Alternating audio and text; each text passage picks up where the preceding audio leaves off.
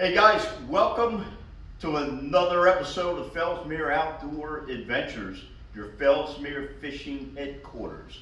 We've got Captain Steve, Captain Dean, and of course Pat here, and we're ready to give you guys the latest update on what's happening at the local lakes here in Fellsmere. Dean, you want to get started, buddy? Okay, we had a good week out here. I'll tell you right now, Shiner Bite is on fire still. If you want to catch fish, get yourself a bag of shiners. There ain't no better way to really go out there and catch them. And you know how I feel about shiner shame. There's no shame in shiners. That's right. You want to catch some fish, go with some live bait. You're going to get them. The water at the stick marsh slowed down a little bit. Not really pumping so hard, but the fish are still biting. Headwaters biting real good too. So I got the sore thumb to prove it. I probably lit 200 fish this week. You've been crying about that for a few days. It hurts. It's real. The pain is real. But yeah, no.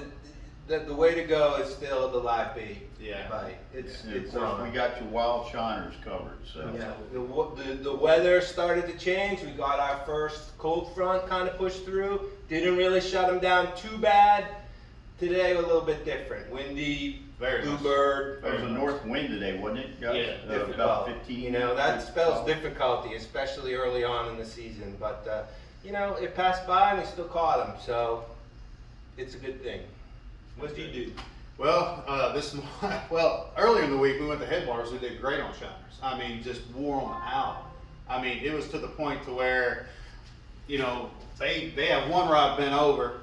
The guy in the back's got a rod bent over, so I'm trying to deal with the guy in the front, getting his off, trying to get him rebaited real fast, and I'm back here running the back of the boat. It was like, I don't know, it was like gangbusters in my boat. Yeah. You know, I tripped over a couple of things a couple times. They chuckled about that, which was great. But no, I mean, the shiner bite is where it's at. And yeah, northwest winds today, cold front. I went to Stick Marsh this morning and got beat to pieces. Got beat to pieces. It was But rough out there. ended up coming back to Headwaters and boated some fish. Yeah, we did catch a few on artificials this week too. I did caught some on a spook. I caught some on crankbaits, rattle traps. Yeah. Yeah. There a few bites, not as many, but Yeah. they're still biting. And I've noticed here lately the water's cooling off some.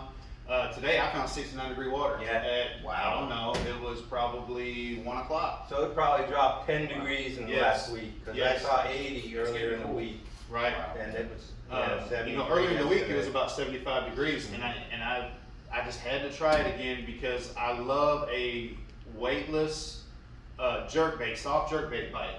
You know, these Bass Assassin vapor shads, especially the alewife color, has produced some pretty quality fish for me, and also the Houdini color from Bass Assassin.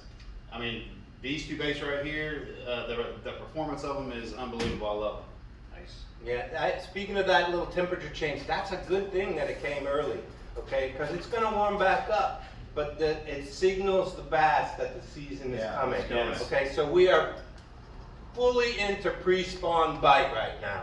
They're eating.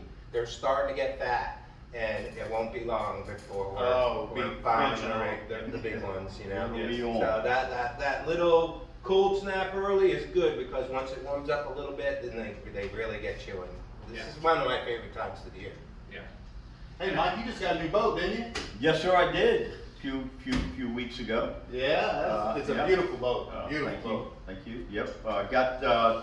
We give a shout out to Toho Marine in St. Cloud.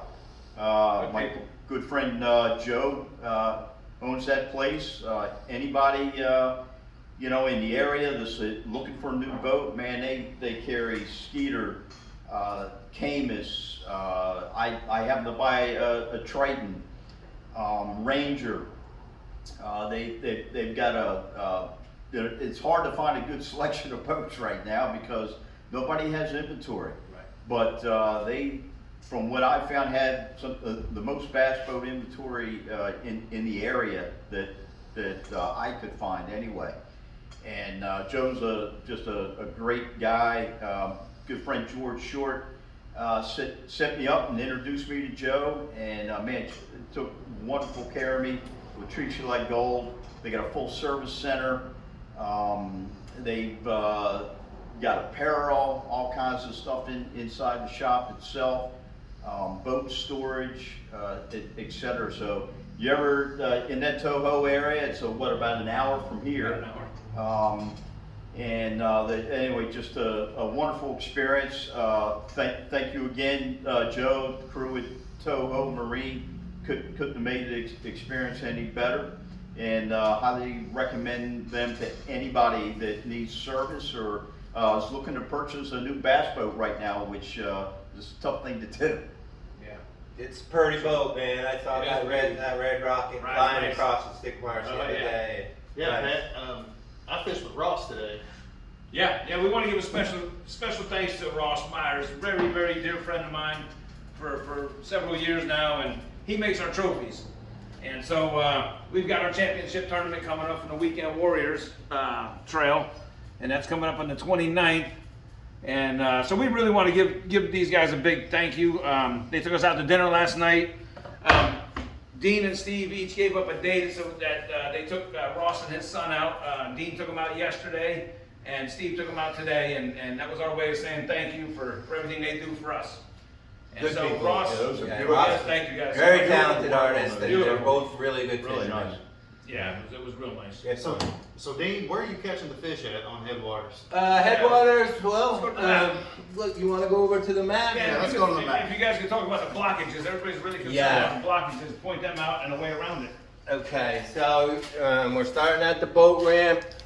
Most of the blockage area, there's at least 3 or 4 blockages. Most of them you can kind of get around on the western side of it. You can see where everybody's gone around them, but it's still blowing hard. There's weeds moving around. I went out yesterday and it was where it was clear. By the time I came back, it was clogged.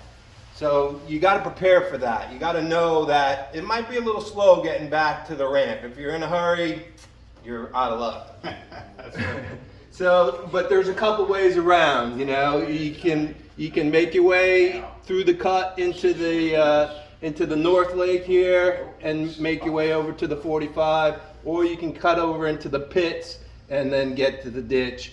But once again, it moves around. There's a lot of tussocks floating. So hopefully it gets cleared out soon. And the wind keeps blowing, but people getting around it. It's not stopping you from fishing, but it is a little bit of a pain. So most of my areas, I fish down here towards the fingers. That's right here, right? Yep. The 3 fingers? Yep, kind of across from where the spillway is on the stick marsh. That area there, you got a real deep pit up in here. That's been a pretty good spot. Square pond's always got a few fish. If you go past the square pond over here, it's an area I call it the dugout, but it's deep water in there, and I've caught some pretty good fish in there. Again, I've been fishing primarily with shiners. The water's real clean down here in the south. Yes. And it's up. The water's up probably still 1.5 feet. At least. And there's not too much to worry about hitting wise. It's just getting around the stuff that's floating. So yeah, and the usual suspects. Yeah. Well, I know for me, earlier in the week, I had a trip and we come straight here to the pump station. Pump station 2 right here. And that day there was no water flowing at all. And we still pulled up, we put poles down, we power poled down, and we were able to cast into towards the pump, where the water comes out, and across the pump over on the opposite point over there from where we were setting, and absolutely crushed them on shiners. I mean, the shiners are jumping out of the water and the bass are chasing them I've seen that. out of the water. It was amazing. We left there. I came down here to the square pond and end up catching them right here. You go through the square pond. I caught them right here at that intersection, Dean. Yep. Caught a bunch of them. There was a pod of 2 to 4 pounders right there. A bunch, like 10 to 15. Yeah. We caught Right around that corner. Boom. There's deep water right here. Yeah, and this point right here as well. Yep. this, That's what I was this just point, telling you, produce a lot of fish. that's what I call the dugout. Yeah. Right. Now, on the vapor shad bite, you know, the weightless, the plastic jerk bait, I had a lot of luck with that right along this ditch line right here. Right along this ditch line. Mm-hmm. There and right here, right along this ditch line, right along this deep water right here, on this side, on the north side of that. So what I think I'm hearing is deeper water. They're still kind of by the edges of the deeper water. Yeah. But they'll start moving up soon, and they're chasing bait. Wherever you find bait, you're gonna find fish because they're eating. Right. Yeah. All right. Stick marsh, same sort of thing. The shut down the running water. There was still a little bit coming out of the pump station. The fish are still there. You know, there's a little shell bed out there that you can park on. Yes. And they'll hang on both sides of that. And actually, I caught them in pretty close to the bridge the other day. They were biting really good. Did you? Yeah. Oh, in the deeper water. Yeah, in the deeper water. Okay. I kept on throwing it out by the piling, and it would float past the front of the bridge. By the time it got towards the middle of the bridge, gone. You know, we caught a lot of fish. I took 2 guys out. We caught 150 fish in 2 days. Yeah. So We fished a little bit here today. This morning, the wind was blowing so hard we could only throw a little bit before we had to get out of there and completely abandon the lake because 2 3-foot rollers out there. stick marsh is tough in the wind. We did catch some on spinnerbait there. Fish though, is so- pretty small when it's windy. Yeah. You really there's not a lot of places to hide. Right. Yeah. So Okay. All right. all in all, it was a good week.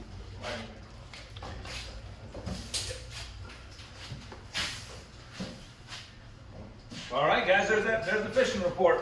Hey, another thing is spinnerbaits on Lake Garcia. Troy and his brother Mike came in today, and I think they caught 37. 6-pounder was the biggest, but they said all good quality fish on a white spinnerbait with gold blades. Nice. So that was a big deal. Yeah.